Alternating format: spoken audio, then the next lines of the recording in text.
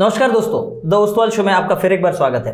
आज हमारे पास यहाँ उपस्थित है मिस्टर मंगेश जी शिंदे, जो विलस्टार मीडिया के फाउंडर हैं और उनकी 22 लोगों की कंपनी बहुत अलग अलग तरीके के काम करती है। और सबसे इम्पोर्टेंट दोस्तों यहाँ पर ये है कि उनकी जर्नी बहुत लंबी नहीं है, लेकिन बहुत काबिल तारीफ है। तो बहुत बहुत स्वागत है मंगेश जी हमारे शो में आने के लिए और नए एंटरप्रेन्योर्स को इंस्पिरेशन देने के लिए।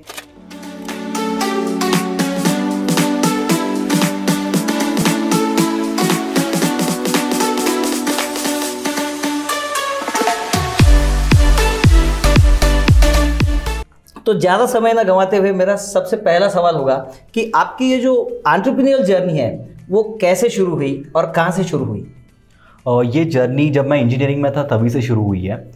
मेरा सबसे पहला जो स्टार्टअप था दैट इज़ पेटल फ्लावर्स। हम लोग फ्लावर्स एक्सपोर्ट करते थे होटल्स एंड कुछ इवेंट मैनेजमेंट कंपनीज को। तो I was in second year eight that time. So second year से वो स्टार्ट हुआ एंड फोर्थ ईयर तक आते आते हमारे अराउंड 5 स्टार्टअप फेल हो चुके थे। So I had a good experience of failure. तो जब मेरा इंजीनियरिंग कंप्लीट हुआ तो उसके बाद मैं जॉब में चला गया। तो वहाँ पे 1 साल मैंने एक्चुअल बिजनेस सीखा कि एक्चुअल बिजनेस वर्क कैसे होता है and then again I get back to the business.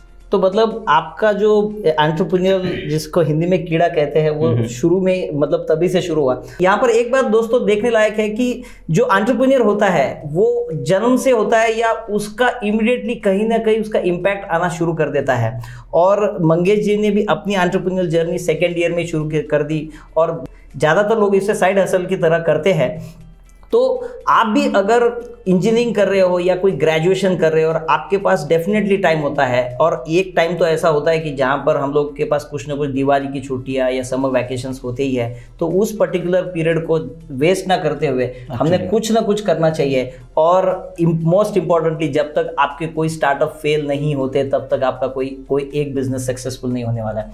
तो मुझे एक बात बताइए सर कि आपकी ये जो जर्नी है, मतलब जो अभी आपका विलस्टार मीडिया है, ये कैसे शुरू हुआ और इसको आज इस मकाम तक कैसे पहुंचा?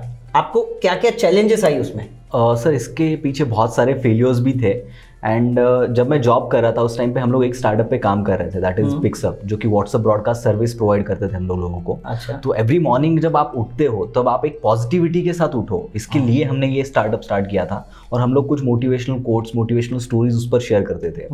बट एक टाइम के बाद हमें लगने लगा कि यार यहाँ पे हमारा खुद का कुछ कॉन्टेंट होना चाहिए, बिकॉज जो भी कॉन्टेंट हम लोग वहाँ पे शेयर करते थे वो कहीं ना कहीं गूगल से कॉपी किया होता था, वो स्टोरीज कहीं ना कहीं से हमने ली होती थी, तो वो हमारा कॉन्टेंट नहीं था। तो मेरा एक YouTube चैनल था जिसके ऊपर 25-30 हज़ार सब्सक्राइबर्स हो चुके थे। तो हमें लगा कि यार अभी हमें खुद का कंटेंट क्रिएट करने पर ज़्यादा फोकस करना चाहिए। तो वहाँ से मैंने YouTube के ऊपर काम करना स्टार्ट किया और जो अभी के मेरे रिसेंट पार्टनर है Deepak, he was handling the total tech part. तो मैं कंटेंट क्रिएशन के ऊपर काम कर रहा था। बट कुछ टाइम के बाद हम लोग वो जो प्लेटफॉर्म है पूरा व्हाट्सएप पे चलाते थे। अच्छा। तो एक टाइम के बाद व्हाट्सएप का गाइडलाइंस बदल गया, तो हमारा वो स्टार्टअप हमें वहाँ पे बंद करना पड़ा। बट लकीली हम लोग कंटेंट क्रिएशन में इतना अच्छा कर रहे थे कि नेक्स्ट 6 मंथ्स में हमारा 1 मिलियन सब्सक्राइबर टच हो गया। Oh great. And even I was doing job at that time. So job करते वक्त ये सब साइड हसल चल रहा था and I was earning quite a good amount in YouTube also. सो मैंने सोचा कि यार चलो अभी हमारे पास स्टार्टअप के लिए एक इन्वेस्टमेंट भी है और एक करंट मतलब कंटिन्यूअस एक सोर्स भी आ रहा है पैसों का। तो उस पैसों को कहीं पे हम लोग इन्वेस्ट करते हैं। करेक्ट। तो फिर उसके बाद मैंने जॉब छोड़ दिया, कुछ आइडिया नहीं था कि क्या करना है।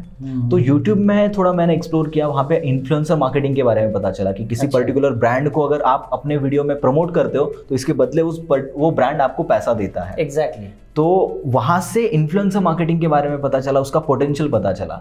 तो उसके बाद हमारा पहला कंपनी स्टार्ट हुआ विलस्टार मीडिया, जो कि इन्फ्लुएंसर मार्केटिंग में ऑपरेट करता है। और फिर उसके बाद कड़ियाँ जुड़ती गई और सारे बिजनेसेस स्टार्ट होते गए। सो डेफिनेटली यहाँ पर एक बात देखने लायक है कि जब हम लोग कुछ काम करते हैं तो कुछ भी करो, आप बीज बोते जाओ। शायद आप जो मोटिवेशनल कोट्स उस समय पर भेजते थे लोगों को, तो उसकी वो जो बीज आपने बोए तो वो उसका फल शायद आज आपको मिल रहा है। और दूसरी चीज़ यहाँ पर देखने लायक ये है कि जब भी हम कोई चीज़ करते हैं, मतलब बहुत सारे स्टार्टअप्स या बहुत सारे बिजनेसमैन भी बिजनेस करते हैं, थोड़ा सा प्रॉफिट आ गया कि उससे हम लोग पर्सनल एसेट करना शुरू कर देते हैं। लेकिन वो पर्टिकुलर बिजनेस में हम लोग री इन्वेस्ट नहीं करते, और बिजनेस में री इन्वेस्टमेंट इज मोस्ट इंपॉर्टेंट। तो दोस्तों, अगर आप जो भी बिजनेस कर रहे हो, अगर उसमें आप री इन्वेस्टमेंट नहीं कर रहे हो तो आप ग्रो नहीं करोगे, और आप ग्रो नहीं करोगे तो definitely some other day you will be dying. तो मुझे एक बात बताइए कि सर, आप ये जो कंटेंट के बारे में आप बात कर रहे थे हम लोग, कि ये जो कंटेंट है, आप बोल रहे थे कि हम खुद से कर रहे हैं, तो how do you do, because आज के डेट में कंटेंट क्रिएशन एक बहुत बड़ी प्रॉब्लम है, मतलब अक्रॉस इंडस्ट्री। अगर मैं देखता हूँ कि किसी को वेबसाइट डिज़ाइन करनी है तो भी उसे समझ में नहीं आता कि यार इस वेबसाइट पे मैं क्या इन्फॉर्मेशन डालूँ। So how do you create this particular content and how do a common man can also do that? Sir, यहाँ पे हम लोग एक बिजनेस स्ट्रेटेजी यहाँ पे इम्प्लीमेंट करते हैं। अगर मान लो आपका कोई भी कंपनी है तो आप उस कंपनी में कौन सा प्रोडक्ट क्रिएट करोगे, ऐसा ही प्रोडक्ट आप उसमें बनाओगे जिसकी मार्केट में रिक्वायरमेंट है। और उसके पहले सबसे पहले आपको उसके लिए मार्केट का सर्वे करना पड़ेगा कि मार्केट में रिक्वायरमेंट किस प्रोडक्ट की है। तो सेम फॉर्मूला हम लोग कंटेंट में इम्प्लीमेंट करते हैं कि मार्केट में जो लोग अभी कंटेंट क्रिएट कर रहे हैं वो कैसा कंटेंट क्रिएट कर रहे हैं, और हम लोग लोगों को क्या कंटेंट दे सकते हैं, और उनका रिक्वायरमेंट क्या है, कैसा टाइप ऑफ कंटेंट लोग देखना पसंद करते हैं। तो वो जब हम लोग समझते हैं और उसके बाद हम लोग कंटेंट क्रिएट करते हैं तो ऑटोमेटिकली वो कंटेंट लोगों को अच्छा लगता है और लोग उसको देखते हैं, और जितने ज़्यादा लोग उसको देखते हैं ऑटोमेटिकली वो कंटेंट उतना ज़्यादा स्प्रेड होता जाता है। सही बात है, मतलब जो लोगों की भूख है वो भूख को आपको समझना होगा और उसके हिसाब से आपको कंटेंट बनाना होगा। जिसको वेज खाना पसंद है उसको वेज दो, जिसको नॉन वेज खाना पसंद है उसको नॉन। एग्जैक्टली। तो सर, और एक चीज़ है कि मैं अभी जब स्टार्टअप्स और बहुत सारे बिजनेसेस के साथ में बात करता हूँ तो एक सभी को लगता है कि मैं डिजिटल मार्केटिंग करूँ, और आज की डेट में everyone is aware about it, but sir समझ में नहीं आता कि कैसे करें, बिकॉज बहुत सारे लोग इसमें बहुत सारा पैसा खो देते हैं और फिर बोलते हैं नहीं, digital marketing is a waste. सो आप इसके बारे में थोड़ा सा हमें बताएंगे? सर, सबसे पहले तो मैं एक कॉन्सेप्ट यहाँ पे थोड़ा क्लियर करना चाहता हूँ कि marketing is very important in any kind of business. आपका कोई लोकल बिजनेस हो या फिर आपका टेक स्टार्टअप हो, कोई भी बिजनेस हो, वहाँ पे मार्केटिंग होना बहुत ज़्यादा ज़रूरी है। बिकॉज आपके बिजनेस में जो भी पैसा आता है वो आफ्टर सेल्स आता है, ठीक है, और वो सेल्स जनरेट करने के लिए आपको लोगों तक पहुंचना बहुत ज़्यादा ज़रूरी है। तो digital marketing is one of the way to market your product. There are multiple ways. आप इन्फ्लुएंसर्स थ्रू मार्केटिंग कर सकते हैं, आप बिलबोर्ड्स लगा सकते हो, आप टीवी पे एड्स चला सकते हो, ऐसे मल्टीपल वेज है, but digital marketing is one of the वे, ठीक है। और लोगों के दिमाग में इसके रिगार्डिंग मिसकंसेप्शन या फिर नेगेटिव थॉट्स क्यों है, बिकॉज ये ऐसा नहीं है ना कि आप यहाँ पे आज पैसा डालोगे और कल से आपको यहाँ से रिजल्ट दिखना स्टार्ट होंगे। डिजिटल मार्केटिंग यहाँ पे आप सोशल मीडिया पे अपना प्रोडक्ट प्रमोट कर रहे हो, और उसके लिए आपको पहले ऑडियंस को समझना बहुत ज़्यादा जरूरी है कि आपका जो ऑडियंस है, आपका जो प्रोडक्ट है वो किस ऑडियंस के लिए सूटेबल है।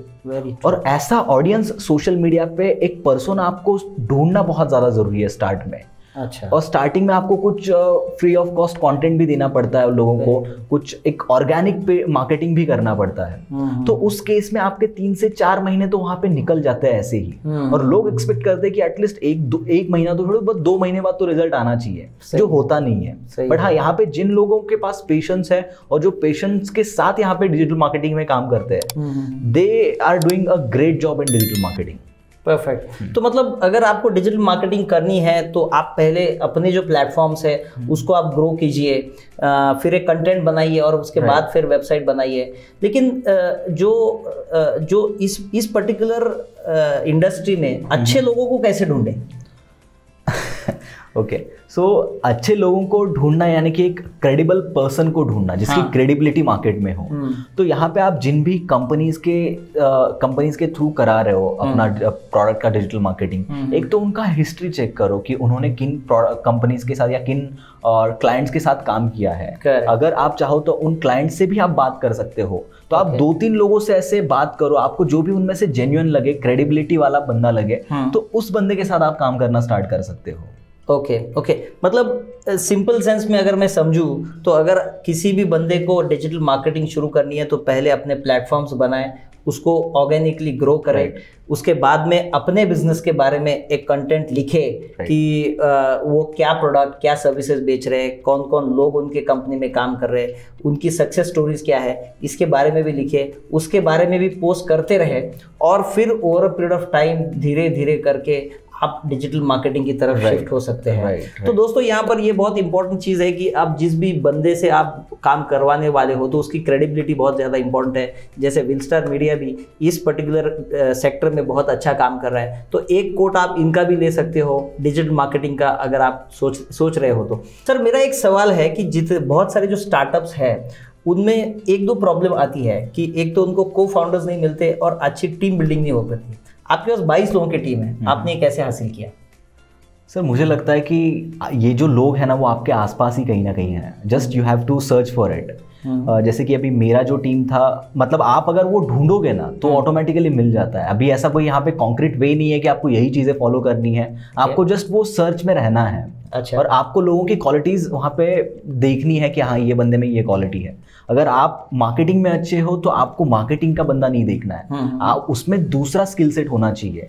अभी जैसा कि मेरा एक को फाउंडर है ओमकार, अभी he is very good in creativity, I am not that much of creative person. So वो जो हमारा क्रिएटिव चीज़ें है वो पूरा का पूरा वो देखता है, but I am good in business and sales.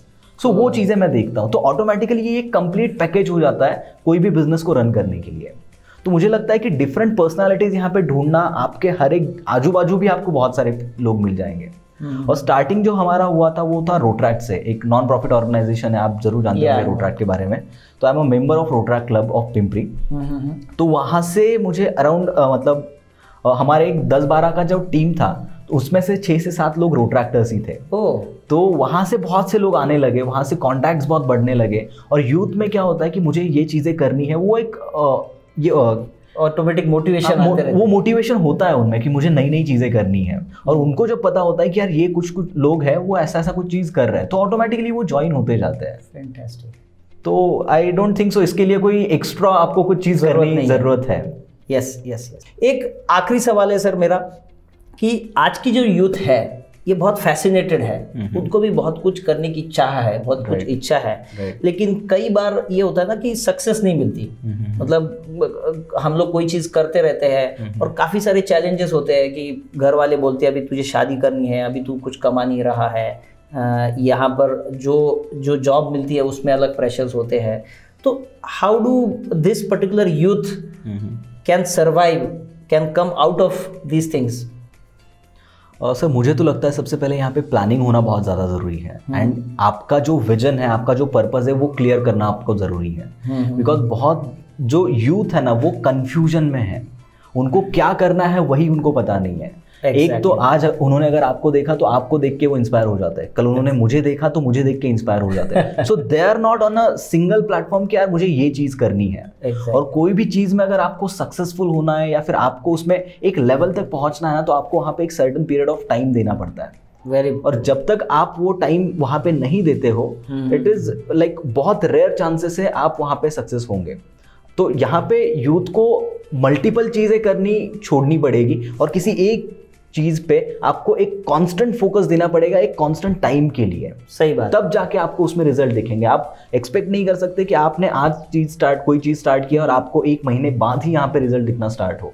So give some time, have some patience, things will work out. Fantastic. मतलब आपने बिल्कुल सही और सटीक बात करी है कि आप यूथ है और आपको कुछ करना है तो आप बिल्कुल क्लैरिटी से विजन, मतलब कई बार ये भी होता है कि मैंने इंजीनियरिंग क्यों करी, क्योंकि मेरे चाचा जी ने बोला इंजीनियरिंग कर लो, फिर मैंने इंजीनियरिंग कर ली, ये भी बात होती है। और क्लैरिटी नहीं होती है, और without clarity and then we do a copy paste formula कि ये भाई साहब ये कर रहे हैं तो मैंने भी यही करना चाहिए, तो उससे काम नहीं होगा। आपको किसी एक या 2 चीज़ों पे फोकस करके उसके ऊपर मेहनत करनी पड़ेगी और अपने आजू बाजू के जितने भी लोग हैं, आपके फैमिली है, उनको कॉन्फिडेंस पे लेना होगा, उनसे उतना टाइम बाय करना होगा और उसके बाद फिर आपको रिजल्ट भी मिल सकते हैं। और रिजल्ट भले ही ना मिले, लेकिन वो जो फेल्यूर्स है वो फेल्यूर्स काफ़ी सीखा के जा सकते हैं। क्योंकि जैसे मतलब मंगेश जी की भी जैसे जो स्टोरी है जिसमें उन्होंने 4-5 स्टार्टअप को फेल करने के बाद ये पर्टिकुलर बिजनेस में, और आज भी मुझे लगता है आपके बिजनेस में चैलेंजेस की कमी नहीं होगी बहुत, एवरी डे